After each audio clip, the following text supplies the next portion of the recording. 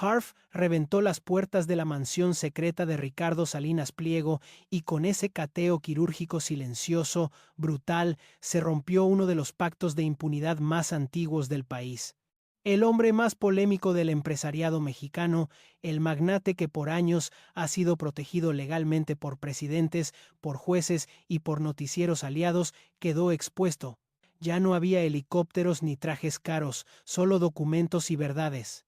Era martes 5 de la madrugada, el mar de Huatulco olía a sal y a amenaza. En la zona más oculta de la bahía Tangolunda, 10 hombres descendieron de 3 camionetas negras. Llevaban gafas térmicas, armamento táctico y un solo objetivo: catear una propiedad que durante décadas se mantuvo fuera de los registros públicos. La mansión no aparecía en papeles, pero sí en fotos filtradas, en vuelos privados, en rumores que nunca se confirmaban. Ahora era oficial. Ahora Harfuch la tenía en la mira. Una barda de 3 metros, vegetación colocada estratégicamente, cámaras ocultas en rocas falsas y un portón de acero que no cedía. Orden federal de cateo: abran o serán detenidos. La voz del comandante retumbó como disparo contenido. Los 2 guardias armados se negaron, discutieron, amenazaron y fueron esposados. Obstrucción a la ley. El portón cayó 5 minutos después. Lo que vieron dentro era una burla a todo México. Una mansión de 100 cuadrados metros, mármol italiano, fuentes en la entrada, una cochera para 21 autos. Personal de limpieza asustado, sin entender. Y en el tercer piso, al fondo de una oficina privada, una caja fuerte de 437 kilogramos. Tardaron 1 hora en abrirla. La tensión se podía cortar con cuchillo. Dentro es 2 Rolex, un Audem Marpiguet valuado en más de 3,000,000 es de pesos, llaves de un helicóptero, 26 lingotes de oro, pasaportes expirados, 21 carpetas con documentos que nadie debía ver. Cuando el jefe del operativo hojeó la primera carpeta, pidió videollamada directa con Harfuch. «Tenemos algo grande», dijo. Y lo que leyó en voz alta congeló a todos en la sala, porque esos papeles no solo mostraban cómo Salinas Pliego obtuvo playas, campos de golf y terrenos federales por precios ridículos, mostraban que todo fue parte de una estrategia: comprar influencia, vender silencio y capturar al Estado desde adentro. Y lo más delicado aún no ha sido revelado. Huatulco parecía dormir, el calor subía desde el pavimento, las olas rompían con calma en la playa La Guerrilla, ese rincón de la costa que en teoría era pública, pero que llevaba años inaccesible. Solo se podía entrar por mar, por tierra. El paso estaba bloqueado por bardas, casetas y amenazas silenciosas. Esa fue la primera anomalía. Durante meses, la propiedad apareció como un fantasma en los registros de Hacienda. No estaba a nombre de Ricardo Salinas Pliego, tampoco de sus empresas, pero algo no cuadraba. El equipo de inteligencia financiera liderado por Harfuch detectó movimientos, pagos, servicios de mantenimiento pagados en efectivo y un patrón. Cada factura conducía indirectamente al mismo punto: a un hombre del pasado, un amigo de la familia, exfuncionario del sector turismo en los años 90, que había administrado terrenos costeros en Oaxaca. Su nombre no aparece aún en los informes públicos, pero su historia dice todo. En 1994 recibió 341,000 acciones de Electra sin pago registrado. A cambio se dio un terreno de alto valor en Bahía Tangolunda, un terreno que 2 décadas después se transformó en una fortaleza invisible. El dron del equipo táctico sobrevoló la zona por primera vez en octubre. Las imágenes eran claras: fuentes de agua, columnas de concreto armado, un jardín que cubría con exactitud 1,000 m cuadrado y una construcción interna que no estaba en el catastro local. Y lo más sospechoso, no había accesos legales registrados. Una propiedad tan lujosa, sin acta de apertura, sin permisos de obra, sin historial oficial. La anomalía ya no era solo legal, era territorial, era política y también era histórica, porque esa casa estaba ubicada dentro de una franja desarrollada por Fonatur en los años del neoliberalismo, el mismo programa que vendió terrenos del Estado en abonos chiquitos a empresarios favoritos. la misma institución que permitió a Salinas Pliego comprar la Casa Mixteca por 30.000 ones cuando su valor real superaba los 400, y mientras el país entero hablaba de influencers, elecciones y farándula, en los despachos silenciosos del equipo de Harfush se armaba algo mucho más grande, una operación contra el tercer hombre más rico de México, una operación que requería una orden de cateo federal, una red de permisos y 10 agentes dispuestos a enfrentar el silencio más costoso del país. Y todo empezó con una carpeta gris, un recibo y una coordenada que no debía existir. Pero lo que esa coordenada escondía haría temblar a más de un expresidente. Los escalones crujían bajo las botas, el mármol blanco reflejaba las linternas. En el tercer piso, al fondo de un pasillo con arte moderno, esculturas africanas y puertas automatizadas, había una oficina, puerta de cedro macizo, cerradura biométrica, y detrás de esa puerta una caja fuerte empotrada en la pared con sistema de apertura por código y doble blindaje. Pesaba más de 430 kilogramos y era la pieza central del operativo. Tardaron 1 hora en abrirla. El sudor empapaba los guantes, la tensión se podía oler, metal caliente, electricidad estática, nerviosismo en el aire. Y cuando finalmente la cerradura cedió, el silencio se volvió más pesado. Primero lo superficial, 2 relojes, Rolex, una de Mars Piguate, valuado en más de 3 millones de pesos, joyería fina, diamantes sueltos, llaves de un helicóptero modelo Bell 429. Una exhibición obscena de riqueza en un país donde millones comen con lo justo. Pero eso no era lo importante.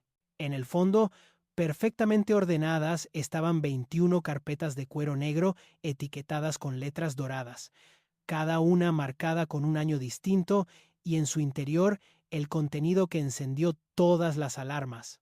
Caso 1, Casa Mixteca, transacción Fonatur 2002 a 2003, documentos firmados, correos impresos, copias de cheques y una minuta privada donde se detalla la compra de la propiedad por 30 millones de pesos cuando el avalúo real superaba los 400. Ahí estaba la prueba a pagos mensuales de 360.000 pesados por una sociedad fantasma con aval de un funcionario de primer nivel durante el sexenio de Vicente Fox. Caso 2. Tangolunda, campo de golf, uso de agua ilegal.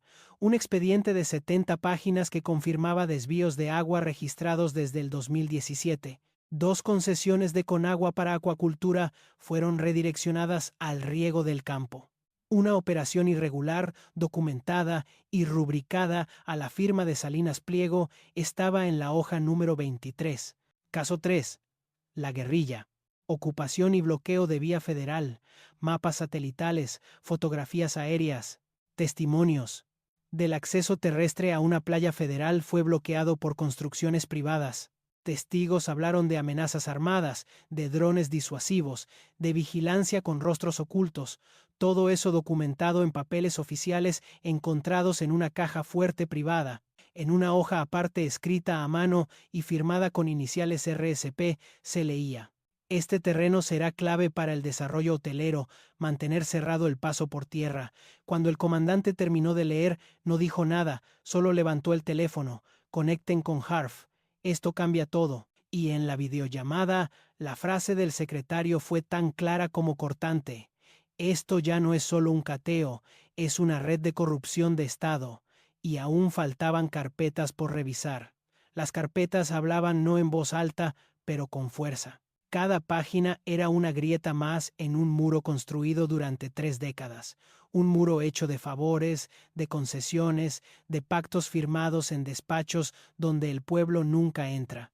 El equipo táctico no solo encontró pruebas aisladas, encontró una estructura, una red. Al centro, Ricardo Salinas Pliego, a los costados prestanombres, exfuncionarios, sociedades pantalla, y debajo de todo, contratos con sellos oficiales, privilegios disfrazados de legalidad y un mapa detallado de cómo los recursos del Estado cambiaron de mano sin disparar una sola bala. Los documentos revelaban lo siguiente. 1. La casa mixteca fue ofrecida primero a otro empresario. Carlos Peralta, dueño de Grupo Yusa, ya había dado un anticipo, pero sin explicación. Fonatur canceló la operación y regresó el dinero. Días después, el nuevo comprador era Salinas Pliego. Un documento interno sellado en septiembre de 2002 explicaba la razón. Instrucción superior: reubicar la transacción. 2. El campo de golf de Tangolunda fue entregado mediante un acuerdo simulado. No se vendió. Se concesionó con cláusulas diseñadas a la medida inversión inicial mínima, pago de regalías reducidas, cero supervisión ambiental. Las firmas incluían a funcionarios del último tramo del sexenio de Felipe Calderón. 3. Los accesos a la playa, la guerrilla, fueron eliminados en documentos oficiales. Un croquis incluía anotaciones como cerrar acceso vial y limpiar visual desde carretera. La playa quedó secuestrada y las denuncias de los pobladores nunca llegaron a tribunales. Pero lo más preocupante era el patrón. Cada movimiento coincidía con un cambio de sexenio. Cada propiedad adquirida con un flujo de acciones, favores o concesiones. 2002. Compra en abonos de la Casa Mixteca. Gobierno de Vicente Fox. 2012. Campo de golf entregado en Tangolunda, final del sexenio de Calderón. 2017. Concesiones de agua para acuacultura desviadas al jardín privado del campo de golf. Gobierno de Peña Nieto. No eran casualidades, eran marcas. Cada sexenio un favor, cada favor un terreno, cada terreno una fortuna. Y mientras tanto, millones de mexicanos veían cómo se privatizaban las playas, se cerraban caminos, se desviaba el agua potable para que un magnate pudiera regar todo de lujo. En la última hoja de la carpeta número 21, un memorándum interno decía: la propiedad debe permanecer fuera del radar, el vínculo familiar será negado si se filtra. Era el sello final, la prueba de que todo estaba diseñado para permanecer oculto, pero Harf, desenterrado y en su siguiente movimiento, no habría vuelta atrás, porque lo que venía no solo era ilegal, era imperdonable, era la carpeta número 11. Hasta ese momento todo apuntaba a corrupción inmobiliaria, concesiones mal dadas, documentos firmados en la sombra, pero cuando abrieron esa carpeta, los agentes dejaron de hablar. Uno de ellos se apoyó contra la pared. Otro soltó un leve silbido porque entre todos los documentos apareció un nombre, uno que jamás debió estar ahí. Carlos Salinas de Gortari, no como testigo, no como mención secundaria, sino como firmante directo de una carta de recomendación fechada en marzo de 1995, dirigida al entonces director de Fonatur en Oaxaca. El documento llevaba su rúbrica original escaneada y enviada desde una dirección diplomática. En ella se solicitaba agilizar la cesión de derechos del predio costero a un amigo cercano, empresario en vías de expansión. El amigo era el mismo exfuncionario que décadas después cedería el terreno a Salinas Pliego. La cadena estaba completa. Un expresidente pidiendo por un predio federal, un exfuncionario recibiéndolo y un magnate quedándose con él, todo por debajo del radar, todo blindado por décadas de silencio. Pero eso no era lo único. En otra carpeta, marcada con el número 14, había copias de estados de cuenta que mostraban transferencias desde empresas vinculadas a Grupo Salinas a campañas políticas de hace más de 20 años. Los montos estaban fragmentados, los beneficiarios ocultos tras nombres clave, pero la red era clara: un sistema de favores cruzados, poder político a cambio de impunidad legal y, para rematar, un archivo etiquetado como uso de suelo especial. Proyecto Hotelero 2026 mostraba planes para construir un complejo turístico en la playa secuestrada La Guerrilla. Inversión estimada 2.400 millones de pesos, acceso público nulo, nombre del desarrollador, empresa fachada radicada en Panamá. La jugada estaba planeada desde hacía años. Primero se obtienen los terrenos, luego se bloquea el acceso, después se simula abandono y finalmente se lanza un megaproyecto con permisos retroactivos. Todo bajo el manto de la legalidad aparente, todo protegido por nombres intocables. Cuando Harfuch vio la imagen escaneada del memorándum con la firma de Salinas de Gortari, dijo solo una frase: «Esto no es un caso aislado, esto es un manual». Y tenía razón porque no era solo un cateo, era la confirmación de que los grandes empresarios de México no solo hicieron dinero, lo hicieron con la pluma de los presidentes. Y lo que quedaba por encontrar aún no ha sido mostrado al público. La llamada entró a las 8:42 de la noche, línea cifrada, Ciudad de México. El comandante del operativo tenía la cámara del teléfono apuntando directo a los documentos. La voz al otro lado era reconocible al instante, firme, sin adornos. Omar García Harfuch. ¿Está confirmada la firma? Sí, señor. Es la original, Salinas de Gortari, año 95. Silencio. Luego la orden. Escuchen con atención. No filtren nada. Trasladen las carpetas a resguardo. Que el helicóptero esté en el aire en menos de 20 minutos. A partir de ahora, esto se eleva al nivel 1. Nivel 1. Eso solo significa una cosa, riesgo de impacto nacional. Y porque Harfia, esto ya no era una investigación más. Esto era la línea directa entre el poder político y el poder económico, un túnel secreto por el cual los recursos de México, tierras, playas, agua, privilegios, cambiaron de manos con la firma de expresidentes y el silencio de instituciones. El cateo de Jatulco había destapado algo mucho más profundo, un modelo, un sistema, una fórmula de enriquecimiento que se había repetido con precisión matemática por más de 30 años y ahora ese sistema estaba bajo ataque. Darfuch ordenó blindaje legal. El caso se fragmentó en 3 carpetas, una sobre adquisición irregular de bienes federales, otra sobre desviación de recursos naturales y una tercera sobre violaciones a la ley de bienes nacionales. Cada carpeta fue asignada a una fiscalía distinta, 3 equipos separados, 3 rutas paralelas para que si una era bloqueada, las otras avanzaran. También se activó una estrategia mediática pasiva. No habría comunicado oficial, no habría rueda de prensa. La presión vendría desde adentro, desde la publicación escalonada de los documentos más comprometedores. Porque si algo entendía Harf era esto. La verdad para sobrevivir a veces debe filtrarse como veneno lento, no con estruendo, sino con precisión. Y esta vez el enemigo era más poderoso que cualquier cártel. Tenía oficinas, helicópteros, canales de televisión y línea directa con expresidentes. Antes de colgar, Harfuch dijo una última frase al comandante. Prepárate. Cuando esto se sepa, ellos no se van a quedar callados.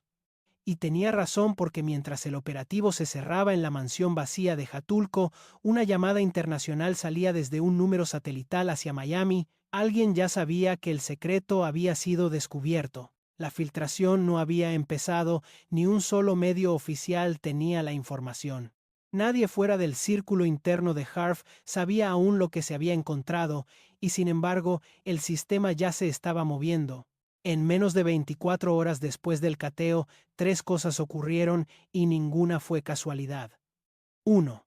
Un juez federal en Oaxaca, el mismo que firmó la orden de cateo, fue citado de emergencia por el Consejo de la Judicatura, supuesta auditoría interna, pero los rumores eran claros. Querían saber quién le había entregado la carpeta que comprometía a Salinas Pliego. 2. Uno de los agentes del equipo táctico recibió una llamada anónima, voz distorsionada, frase única, sabemos quién eres, deja de escarbar. 3. Un despacho jurídico vinculado a Grupo Salinas solicitó acceso al expediente del cateo por medio de una figura legal de emergencia, violación a la privacidad empresarial. El mensaje era claro. El poder había despertado, pero no con comunicados, no con amenazas públicas, sino con movimientos quirúrgicos, con presiones que no se graban con operadores que no usan uniforme.